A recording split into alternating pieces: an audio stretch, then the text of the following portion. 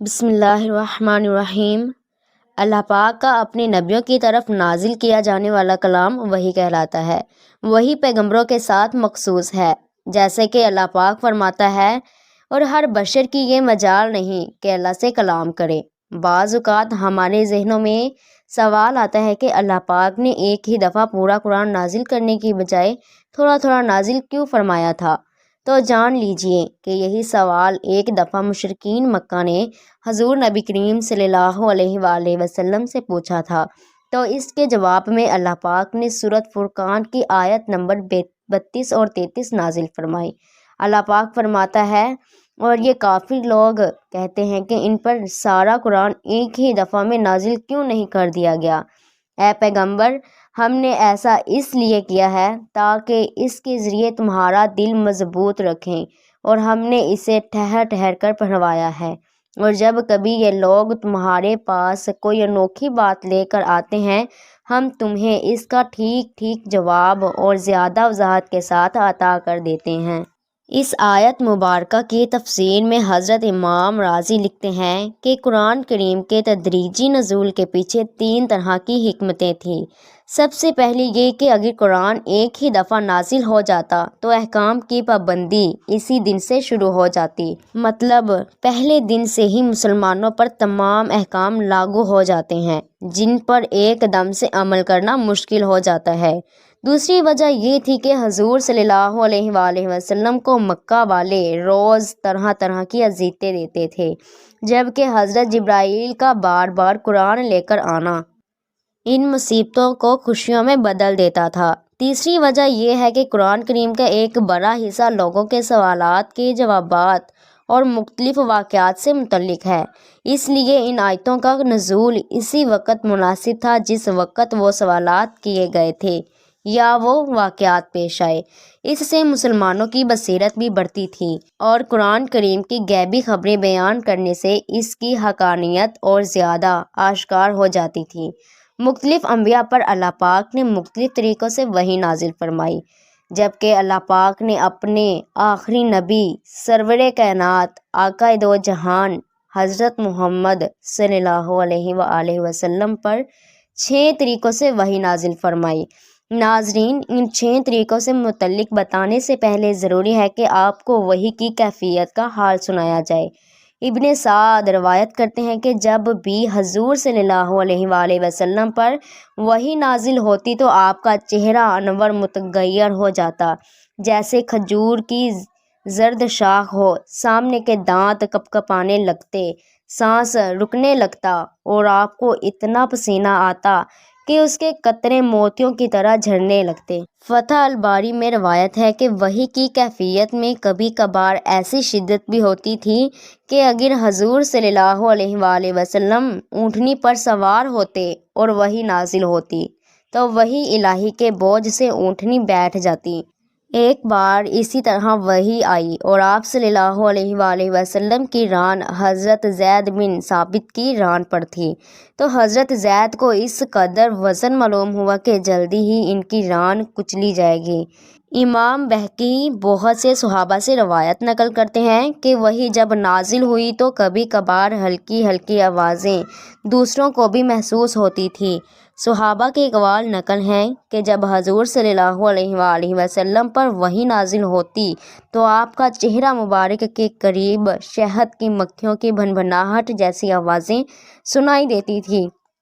آئیے ناظرین، ان 6 طریقوں کے متعلق آپ کو بتائیں گے جس طرح اللہ پاک نے آخری نبی الزما حضرت محمد صلی اللہ علیہ وآلہ وسلم پر نازل فرمائی۔ سب سے پہلے طریقے کو امام بخاری روایت کرتے ہیں۔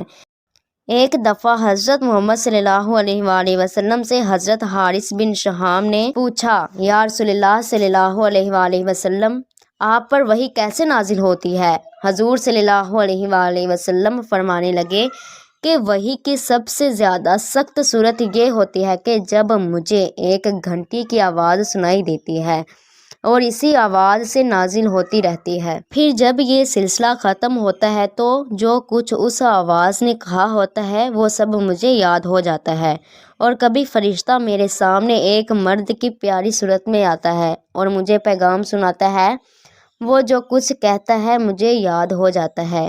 شیخ محی الدین ابن عربی رضی اللہ تعالیٰ عنہ نے اس کا مطلب یہ بیان کیا ہے کہ ایک تو وحی کی آواز گھنٹی کی طرح مسلسل ہوتی ہے اور بیچ میں ٹوٹتی نہیں، دوسرے گھنٹی جب تک مسلسل بجتی ہے تو عموماً سننے والے کو اس کی آواز محسوس ہوتی ہے، ہر جگہ سے آواز سنائی دیتی ہے۔ جب اس طریقے سے آپ صلی اللہ علیہ وآلہ وسلم پر وحی نازل ہوتی تو آپ صلی اللہ علیہ وآلہ وسلم پر بہت زیادہ بوجھ پڑتا تھا۔ حضرت عائشہ رضی اللہ تعالیٰ عنہ سے روایت ہے کہ جب اس شدت سے وحی نازل ہوتی تو سخت سردی کے دنوں میں بھی حضور صلی اللہ علیہ وآلہ وسلم کی پیشانی مبارک پسینے سے شرابور ہو جاتی۔ وحی کی دوسری صورت یہ تھی کہ فرشتہ کسی انسانی شکل میں حضور نبی کریم صلی اللہ علیہ وآلہ وسلم کے پاس آتا اور آپ کو اللہ پاک کا پیغام پہنچا دیتا۔ روایت میں موجود ہے کہ حضرت جبرائیل علیہ السلام مشہور صحابی حضرت دحیہ کلبی رضی اللہ تعالیٰ عنہ کی صورت میں حضور صلی اللہ علیہ وآلہ وسلم کے پاس تشریف لائے اور اللہ پاک کا پیغام پہنچاتے تھے۔